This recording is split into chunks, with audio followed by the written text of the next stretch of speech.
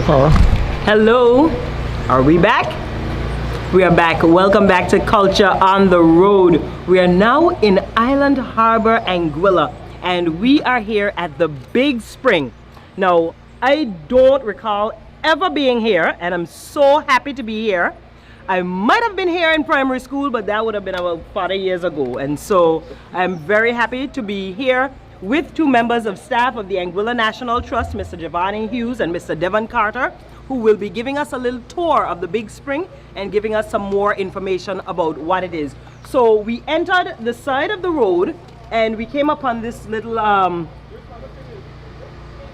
pentagonal shaped building, very small building. I don't know what is located inside, and so we understood from our guests that we're gonna do most of the talking when we go along the trail. So there is a trail also to our right that we will take a little tour of, and they'll give us some information. But before we begin, what is here? What's happening right here? This building is not currently in use, but it was originally built to be an interpretation center. Right now there's nothing really in it because there isn't like a high number of tourists, you know, coming and visit the site. So when you say an interpretation center, you mean you're going to translate what some of the signs and I don't know, hieroglyphics or whatever are, what they mean or what they stand for? Yeah, so we have like more information on some of the mean. Used really as tours though? Yeah. I know.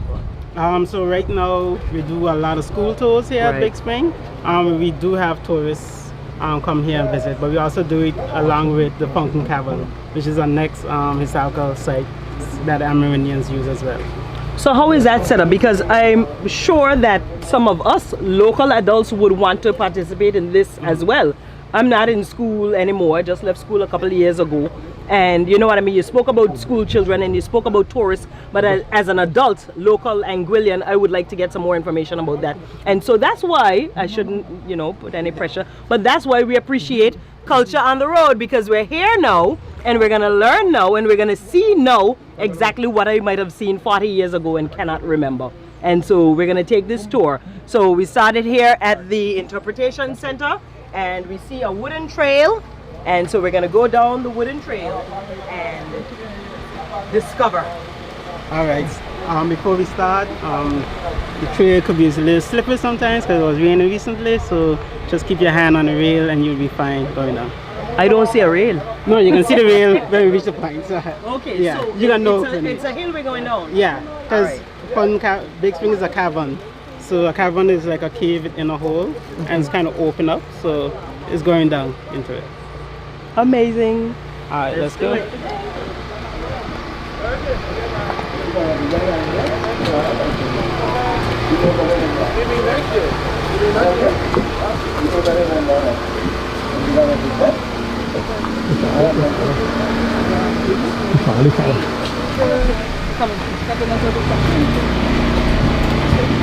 Following Devon Carter of the Anguilla National Trust.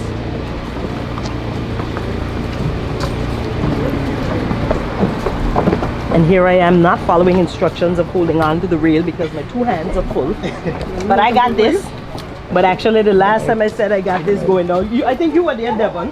And we were going down Cartouche now like, yeah, good, I'm good. And right after I said I was good is when I take that fall. A good fall. I do remember this. And so we are now on a platform here at the Big Spring in Island Harbor. So tell us about it. So Big Spring is a heritage site, one of 3 heritage sites on the island. That's so those are UNESCO heritage sites. And that, what does that really mean? So these are more sites that belong to the trust. So you have Big Spring, Pumpkin Cavern, and then Eastern Conservation Area, as well as managed by the Anguilla National Trust. Big Spring was a site that the Amerindians used to use for the dead and the living. So when someone is died of importance or when someone is born of importance, they will come here and they will carve a face into the rock to represent that person. And they are saying that some of the faces here also are generational. So like every few years a next, you know, generation comes and they continue to draw into the face to expand it as well. So Big Spring also had a freshwater supply. So the Anna Harbor community used to use it as well at some point after the Amerindians for fresh water as well. The spring has been closed up because, you know, earthquakes and different rocks falling down. So the water you will see here is just like rainwater that's settled. Okay. So it no longer provides fresh water. Do you know how, up until how recently, it was providing the spring and fresh water to the community? I believe maybe up to the 80s or 90s, it still had fresh water. Okay, so I believe I would have checked this out as a child. At what point did it become basically out of bounds unless you are authorized to come here? I believe in the 2000s it was invested to the National Trust in early 2000s, and with it, we just, you know, decided to protect it so that the heritage survive, the culture survive, and isn't like destroyed, like how some areas around the Caribbean, their petroglyphs are being destroyed, are stolen. So this was the best way to protect it. And also, anyone who wants to see it can always contact the National Trust, and we willing to do take anyone down here, even locals, tourists, anybody. So the petroglyphs would be the drawings of the persons on the rocks? Yes. So petroglyph stands for rock carving. So basically, yeah, so the drawings on the rocks are the petroglyphs. Okay. And so becoming a heritage site means that no one is to destroy it, no one is to approach it unauthorized, and it is supposed to be preserved and protected in its natural state. Yes, correct. Okay, and you say we have two more of those. You spoke about the Fountain Cavern, which we always hear about. And I know for me, I used to mix up Big Spring and the Fountain Cavern over the years. And tell us about the East End Conservation Site that you mentioned. So that one is more like the pond, and then they used to have like the old school, the old Eastern School there, which is no longer there as well. But the Eastern Pond is, you know, preserved and managed by National Trust. With Fountain now, the difference between Fountain and Big Spring is that Fountain is the site they use to worship their gods. So you got to think as Fountain as being like their version of a church. Whereas here is more like a tombstone kind of and birth certificate kind of vibe, where, you know, they draw the faces to represent the dead and living here, whereas Fountain is more for the gods. Okay, and you did say people who were born or who died of importance. So it wasn't just to register any and everybody. It was those who were important to their community, like the chiefs or whatnot?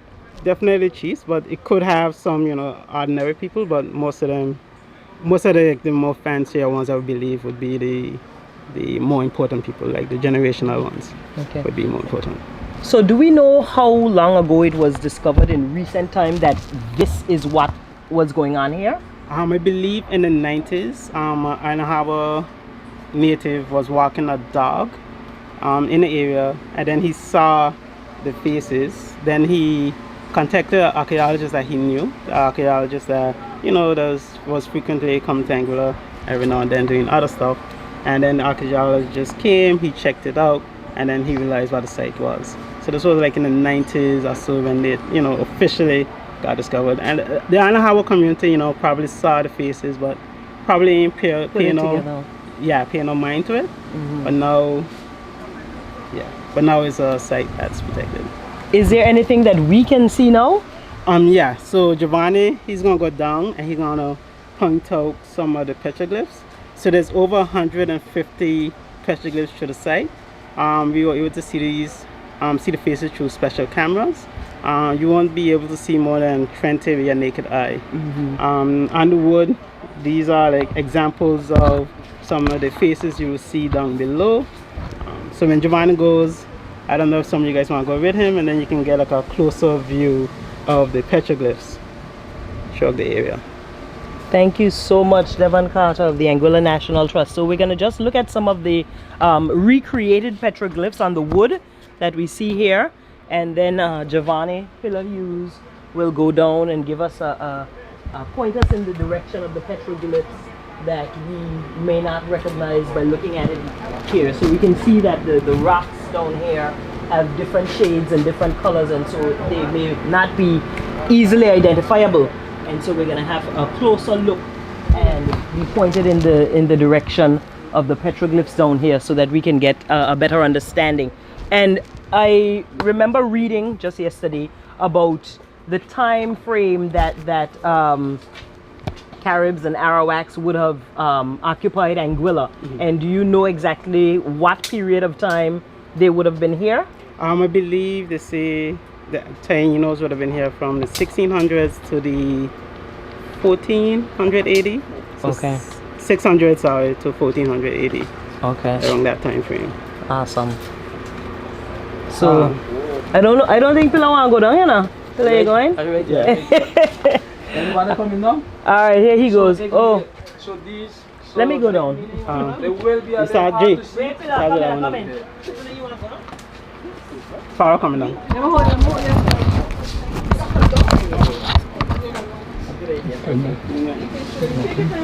Moment you need, right? No. So hold on. Oh boy, this might be a bad idea. Go stand up on the rock with you. Don't stand up here? No, go stand up on the rock. Oh, okay. There's somewhere that you can't stand. All right. So we're down in Big Spring. I can see your face already. Yeah. Check this out. Zoom in here. Come on, yeah. Let's you get the can camera. slide You the can, camera you, up can under. you catch it? Okay, we're gonna try to get the cameraman to come down. Come on. Here I go. Oh my God.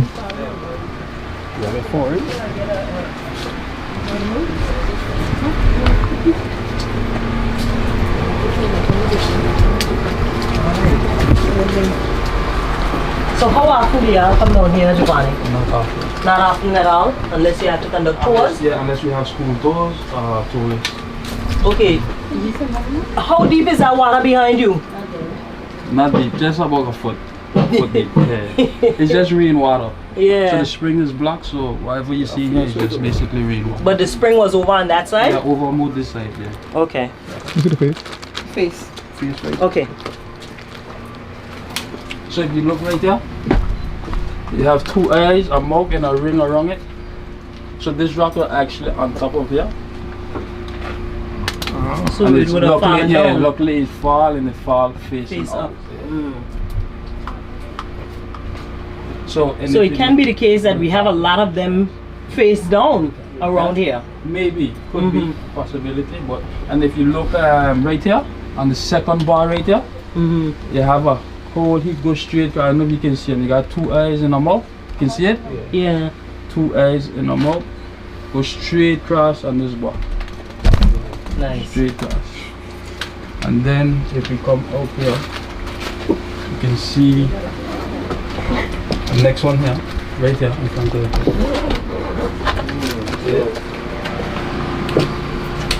This one. Have two eyes, a ring and a mouth. And then if you keep coming across, have one right there, small one. Oh yeah. So that may represent a baby. Yeah. And then if you come across here, No, you're not over here. But I need to go with it. so if you look right there, we call this one the turtle face. This one right there. Two eyes in the mouth. You see the shape? Oh yeah, it looks like a turtle. Yeah. This one.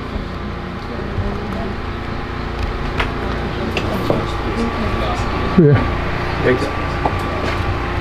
Two eyes. See it? Yeah. Let me see the turtle face. Right there. Okay. There's the eye. If you come this way, you see better. Yeah.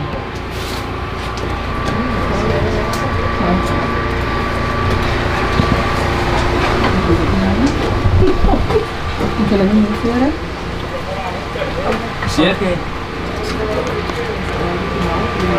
Oh! Yeah. Ah. Okay. And then if you look Yeah. right here, is the next one right here. Mm-hmm. And then down here, guys, also have some, but these ones down here are a little harder to see. Okay. But I try still to see. So You have can any come- idea of the tools that they would have used? Just rocks? So yeah, so I can answer that one for you. You good? Yeah. Okay, Yeah, so- yeah. This might be able to pick you up. Go ahead. Okay, so what Amerindians used to do, or the Taínos used to do in particular, is they would trade with some of the other islands.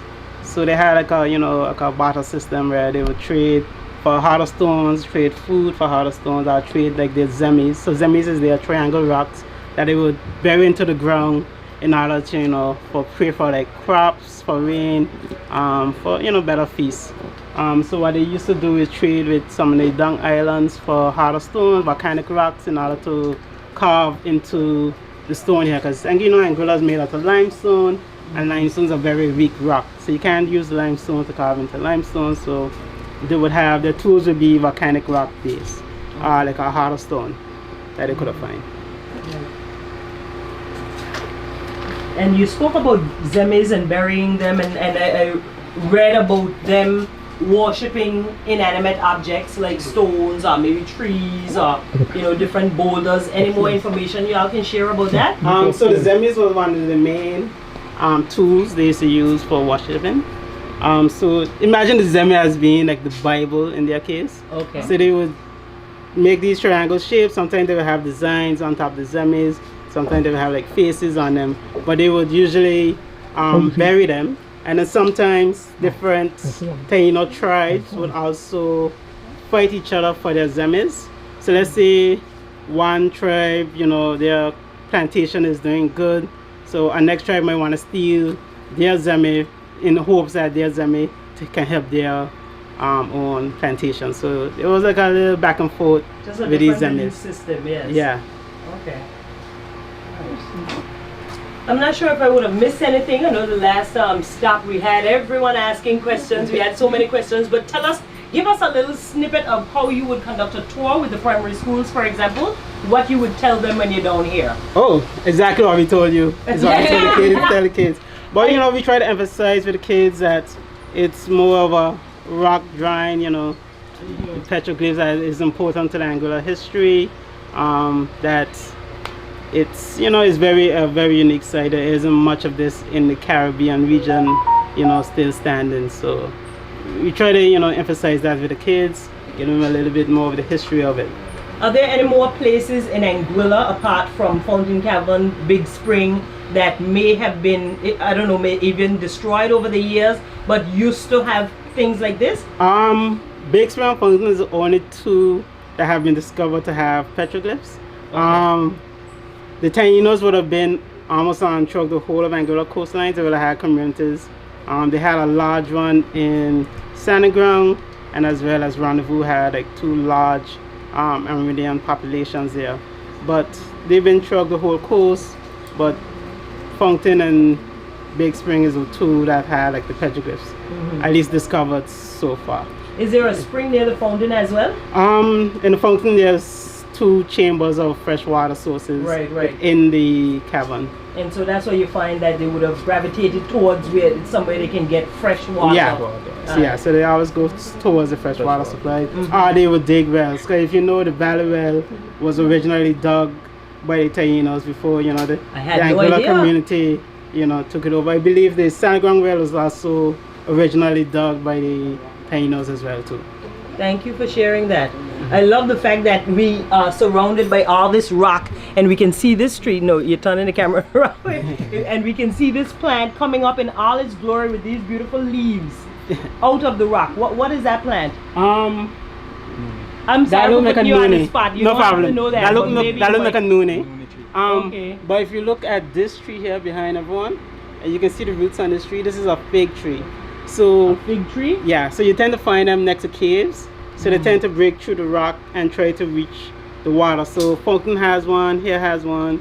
I believe some other caves throughout the island also have one. So once you see one of these, it usually means that there's like a cave system. A natural water source and caves, they break through the rock. Fig trees, okay. And how can you identify the fig tree? By the root system. It just has a lot of hanging roots.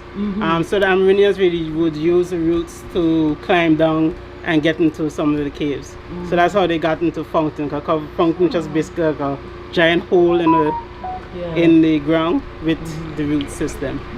Also, if you look above you, so all this would have been like more cave-like and more hanging. But these are broke over the years. Okay. So this is the cave probably used to go a little further out. Okay. Thank you so much. Devon Pillar, Giovanni. Hello, Pillar. Thank you all so much for speaking with us, for sharing this information with us. I would be grateful if you have any final words. If you think we missed anything that you can share that can inform us or enlighten us even more.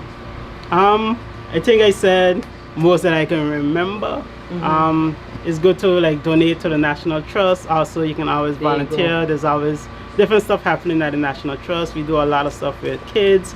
I know your daughter used to be part of one of our kids programs, so we do a lot of things. So it's always good, to have extra help with the National Trust. Right. So every other Thursday, you have a Young Explorers Club at the Anguilla National Trust, where they take young people around to sites like these and teach them bi-weekly about our culture, our heritage, our traditions. Everything. And it's a really great program. Unfortunately, my daughter can't go anymore because it clashes with a dance class that she was going in all along. And so we are very grateful to the Anguilla National Trust for conducting programs such as these, so that even though at my big age I might have forgotten down here, the young people can also get this information, get this knowledge, and pass it on to generations to come. So thank you so much, Giovanni and Devon of the Anguilla National Trust. And this tour has been amazing. So you're gonna use this other way to go back up? Which other way? To the right here. Okay. Oh, geez, I'm bread. You good? Oh, up here? Yeah. Okay.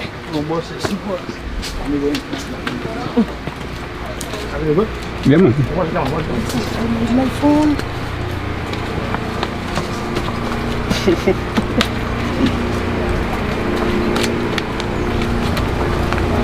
And so we're coming out at the back of the Quest Experience Anguilla, newly renovated and reopened Anchor Miniature Golf right here.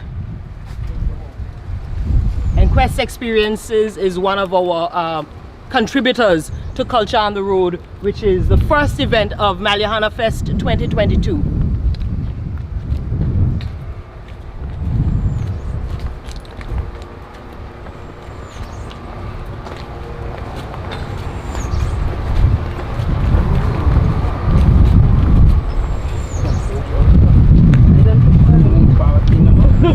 One.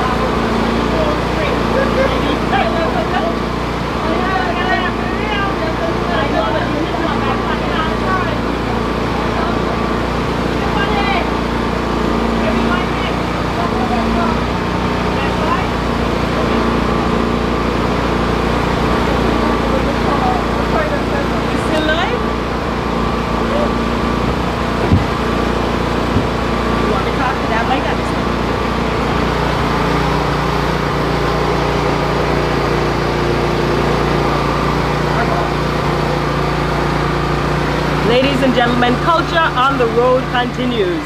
Culture on the Road continues, and we are back on the road, and we're gonna leave Island Harbor. We just had a tour of the Big Spring by the Anguilla National Trust, so we're gonna go down now to Best Buy East, where we hope to give away lots of prizes. We're gonna ask you general knowledge questions about Anguilla's culture and heritage, and we wanna give you some prizes. We wanna get you on board. Meet us at Best Buy East in just a few minutes. Thank you for joining us. It's Culture on the Road.